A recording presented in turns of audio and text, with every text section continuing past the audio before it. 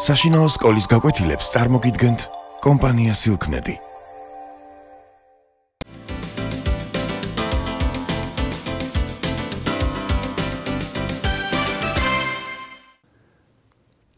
დღევანდელი გაკვეთილის თემაა წილადების მიყვანა საერთო მნიშვნელამდე. მათი შედარება. ნახაზზე მოცემულია წრეები, რომლის გარკვეული ნაწილებია დაშტრიხული. მოდი დავწეროთ მათი შესაბამისი წილადები. პირველ ნახაზზე წრე არის ორ ტოლ ნაწილად გაყოფილი, მისი ერთი ნაწილია გაფერადებული. შესაბამისი წილადი იქნება 1/2. მეორე ნახაზზე 4 ტოლ ნაწილად არის დაყოფილი, ნიშნულში წერთ 4-ს, მისი ორი ნაწილია გაფერადებული. მესამე ნახაზზე წრე არის გაყოფილი 8 ტოლ ნაწილად და მისი 4 ნაწილია გაფერადებული. როგორც ხედავთ ახლა, ეს წილადები ერთმანეთის ტოლია. ტოლი ნაწილებია გაფერადებული წრეების. მოდი მაშინ გადავწეროთ ეს ასე 1/2 უდრის 2/4-ს და უდრის 4/8-ს. მივიღეთ ტოლი წილადები. თუ დავაკვირდებით, აღმოვაჩენთ, რომ 1/2 და 2/4 მივიღეთ მისი მრიცხველისა და მნიშვნელის 2-ზე გამრავლებით. 2-ზე გავამრავლეთ 1-იც, 2-ზე გავამრავლეთ 2-იც, მივიღეთ 2/4. ამ შემთხვევაში 1/2-ის მნიშვნელისა და მრიცხველიც გავამრავლეთ 4-ზე, მივიღეთ 4/8. წილადის ძირითადი თვისებაა, თუ წილადის ნიშნულსა და მრიცხველს ერთსა და იმავე რიცხვზე გავამრავლებთ, მივიღებთ მოცემული წილადის ტოლ წილადს. მოდით ავდგეთ ახლა და 3/8 გვაქვს თქვათ წილადი და დავწეროთ 3/8-ის ტოლი წილადები. ამისათვის მისი მნიშვნელი და მრიცხველი გავამრავლოთ 2-ზე, 3-ზე, 5-ზე, 11-ზე. ავარჩიოთ ჩვენ თვითონ. ანუ წილადის მრიცხველსა და ნიშნულს ვამრავლებთ ჯერ 2-ზე. გვექნება 6 მე-16. ეხლა გავამრავლოთ წილადის მრიცხველი და მნიშვნელი 3-ზე. გვექნება 9/24. ეხლა გავამრავლოთ წილადის მნიშვნელი და მრიცხველი 5-ზე. გვექნება 15/40. გავამრავლოთ 11-ზე, გვექნება 33, 98. აი, ესენი არის ტოლი წილადები. ეხლა ჩვენ თქვათ გვინდა მივიყვანო მაგალითად 3/7, მინდა მივიყვანო ისეთ წილადამდე, რომლის მნიშვნელიც არის 35. მაშინ ჩვენ აუცილებლად წილადის მნიშვნელი და მრიცხველი უნდა გავამრავლოთ ისეთ რიცხვზე, რომელიც მომცემს მნიშვნელში 35-ს. რა თქმა უნდა, ეს იქნება 5, ხო? 7 ჯერ 5 და მრიცხველშიც 3 უნდა გავამრავლოთ 5-ზე. მექნება 3 ჯერ 5. მივიღეთ, რომ ეს არის 15/35. ჩვენი ამოცანა შესრულებულია. ეხლა დააკვირდით, ჩვენ წილადის მნიშვნელი და მრიცხველი ერთსა და იმავე რიცხვზე რომ გავამრავლეთ, აი ამას უწოდებენ ხოლმე დამატებით მომრავლს. ამ შემთხვევაში გადავიდეთ ახლა დამატებითი მომრავლი, აქ გქონდა 2, აქ გქონდა 3, 15/40 რომ მივიღეთ დამატებითი მომრავლი იყო 5, აქ დამატებითი მომრავლი იყო 11. ეხლა მოდით განვიხილოთ, როგორ შეგვიძლია შევადაროთ ტოლმნიშვნელიანი წილადები. დავწეროთ აი ამ ნახაზის მიხედვით შესაბამისი წილადი. ანუ 8 ტოლ ნაწილად არის აქ დაყოფილი ეს 1 მართკუთხედი და გაფერადებულია მისი 1, 2, 3, 4, 5. 5 ნაწილი. მაშინ ამ შესაბამისი წილადი იქნება 5/8. ეხლა აქ ავიღოთ აქ 1 მართკუთხედი გაყოფილია ისევ 8 ტოლ ნაწილად და გაფერადებულია მისი 7 ნაწილი. ნახაზიდან ჩანს, რომ მეორე ნახაზში, მეორე მართკუთხედში არის მეტი ნაწილი გაფერადებული. ანუ 5 მერვედი უფრო ნაკლებია 7 მერვედზე. მოდით რიცხვით სხივზეც განვიხილოთ ახლა ეს შედარება. ავიღოთ რიცხვით სხივზე ეს 2 წილადი. 1 მთელი დაყოფილი გვაქვს 8 ტოლ ნაწილად და ავიღოთ 1 2 3 4 5. აი აქ იქნება 5 მერვედის აღნიშნე აი ასე წერტილი და აქ გვექნება 7 მერვედი. ეხლა გავიხსენოთ, რიცხვით სხივზე ის რიცხვია უფრო მეტი, რომელიც უფრო მარჯვნივ მდებარეობს. აქედანაც დავწმუდით ჩვენ, რომ 5 მერვედი არის ნაკლები 7 მერვედზე. აგრეთვე ეს წილადები ჩვენ შეგვიძლია შევადაროთ 1-ს და ვთქვათ, რომ რადგანაც ეს წილადები 1-ზე, ეს რიცხვები 1-ზე მარცხნივ მდებარეობს, ამიტომ ეს წილადები არის წესიერი წილადები. ეხლა სხვადასხვა მნიშვნელიანი წილადების შედარებისას როგორ ვიქცევით? აქაც შეგვიძლიათ, რომ გამოვიყენოთ სქემა, გამოვიყენოთ რიცხვითი სხივი, მაგალითად, აი დავწეროთ ამ ნახაზის მიხედვით, მართკუთხედი ზედა ნახაზზე არის დაყოფილი 8 ტოლ ნაწილად, აღებულია მისი 5 ნაწილი, ანუ გაფერადებული, ქვედა ნახაზზე გაყოფილია 5 ტოლ ნაწილად, გაფერადებულია მისი 4 ნაწილი. შეხედეთ ახლა ნიშნელები გვაქვს სხვადასხვა. სხვადასხვა ნაწილად არის დაყოფილი აი ეს მართკუთხედები, მაგრამ კონკრეტულად ამ ნახაზში ახლა ჩვენ ვხედავთ, რომ თურმე 4/5 ყოფილა 5 მერვედზე მეტი. აქედან ჩანს, რიცხვით სხივზეც შეგვეძლო ისევე ანალოგიურად გაგვეკეთებინა და დავინახავდით იგივეს. მაგრამ უფრო პრაქტიკული, რა თქმა უნდა, არის, რომ წილადები ერთ საერთო მნიშვნელამდე მივიყვანოთ, ანუ გავაერთმნიშვნელიანოთ და შემდეგ ვაწარმოოთ შედარება, როგორც მაგალითად აი ამ მაგალითში გავაკეთეთ.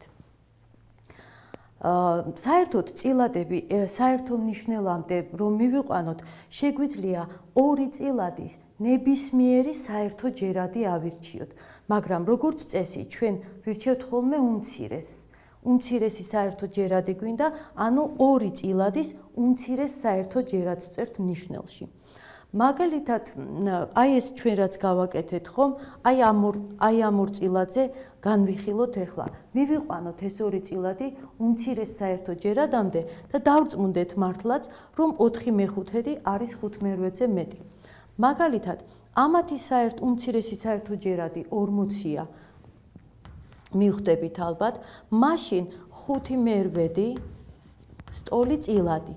აქ ეხლა 40 რომ გახდეს, მისი დამატებითი მომრავლი იქნება 5.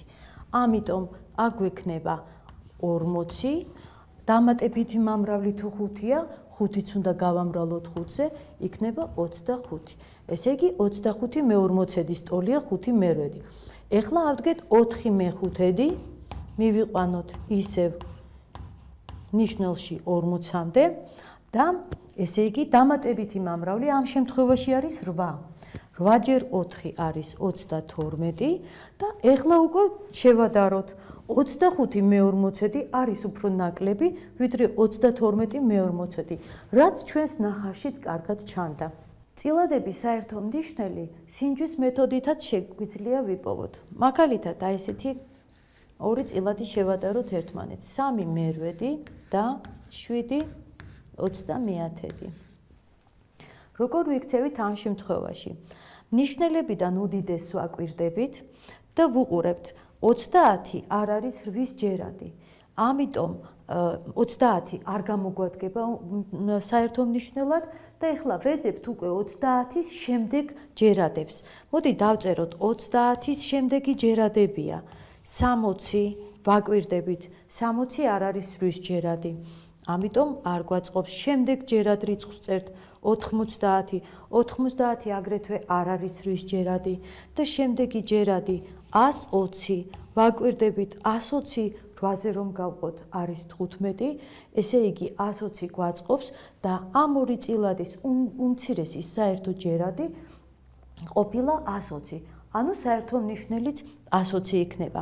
მოდით ახლა ნახოთ ტოლი წილადები დავწეროთ 3 მერვედი უდრის.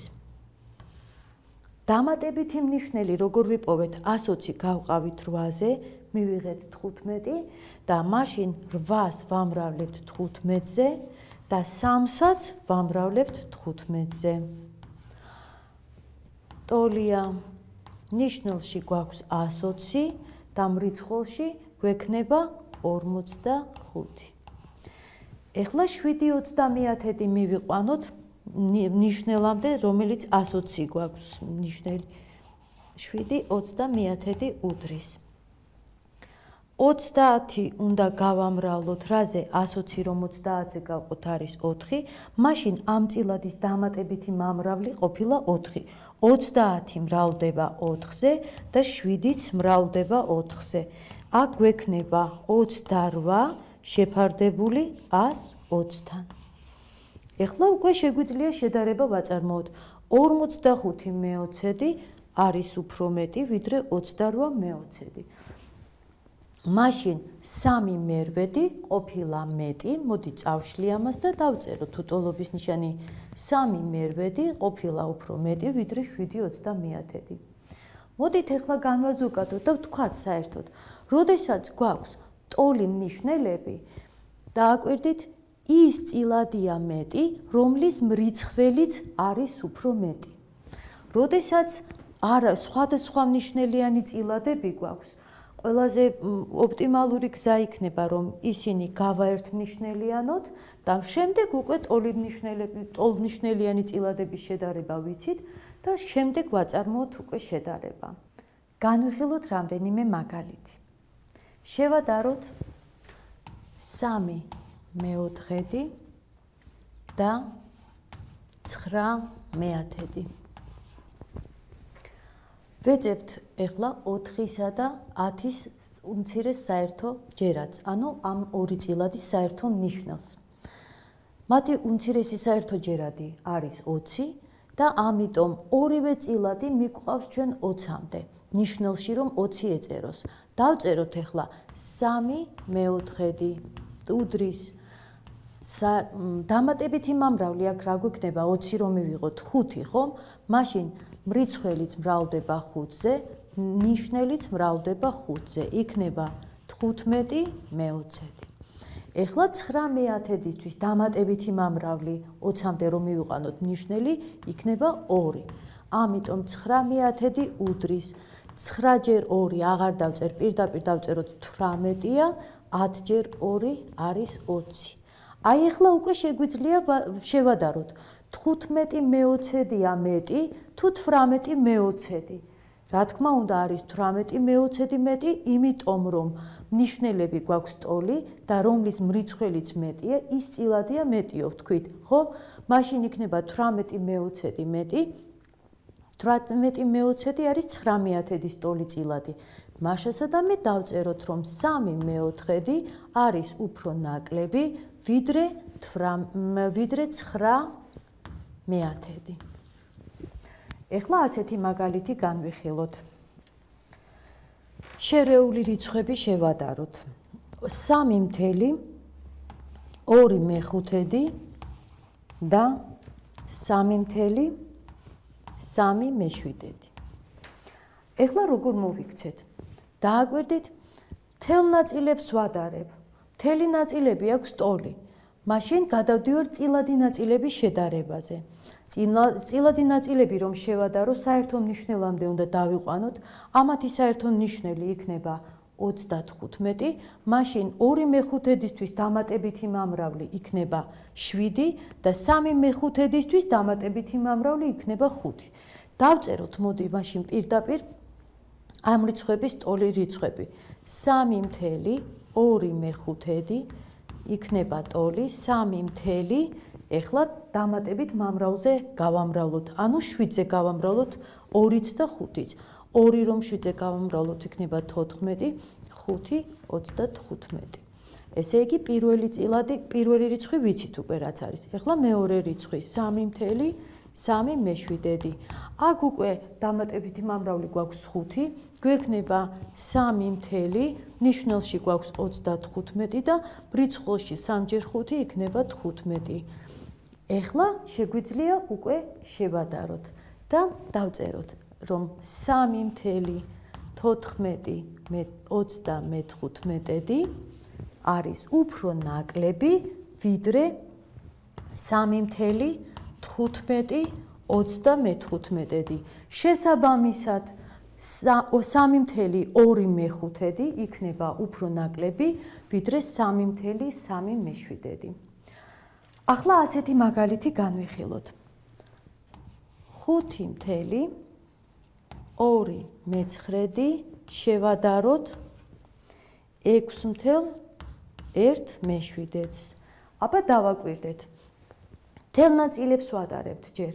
რადგანაც მთელ ნაწილებში 6 მეტია 5-ის, ამიტომ წილ ნაწილებს უკვე აღარ ვაკვირდებით, აღარ გვაინტერესებთ და შეგვიძლია უკვე პირდაპირ დავწეროთ აქ უტოლობის ნიშანი, რომ 5/2/9 არის უფრო ნაკლები ვიდრე 6/1/7. ეხლა განვიხილოთ ასეთი მაგალითი. შევადაროთ 1/2/3 და 13/6. აბა შეხედეთ, აქ გვაქვს არაწესიერი წილადი. ესე იგი, ეს არაწესიერი წილადი უნდა გადავაქციოთ შერეულ რიცხვად. ამოვწეროთ ახლა 13/6 უდრის 13 რომ გავყოთ 6-ზე ორჯერ მოთავსდება, ნაშთი დაგვრჩება 1, ნიშნელში გვექნება ისევ 6. მაშასადამე 13/6 არის იგივე რაც 2/1/6. ახლა ძალიან ადვილი შესამოწმებელია, უკვე შესადარებელია. აქაც მთელ ნაწილებში აქ 2 გვაქვს, აქ 1 გვაქვს, ამიტომ წილად ნაწილებს აღარ ვაკვირდებით და უკვე შეგვიძლია დავწეროთ, რომ 1/2/3 არის უფრო ნაკლები ვიდრე 13/6. შეგვიძლია მეორენაირ გზასაც მივმართოთ. მოდით ახლა 1/2/3 გადავაქციოთ არაწესიერ წილადად და ორი არაწესიერი წილადი შევადაროთ ერთმანეთს. 1/2/3 ამოვწეროთ.